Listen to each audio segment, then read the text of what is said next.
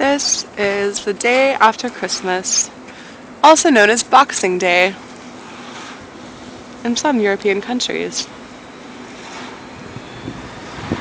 We're expected to get about 10 to 15 inches. Oh, the buses are still running. And I can't really see because the wind's blowing so hard.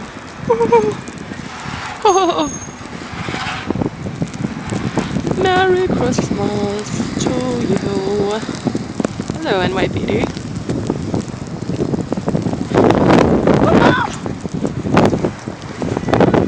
Green horns. Whoa.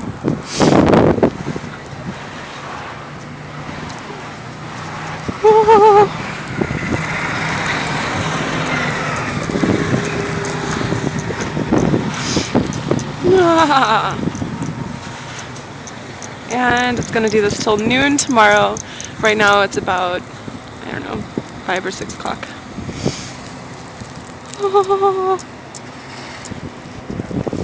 So if you're watching this from California or Texas, enjoy.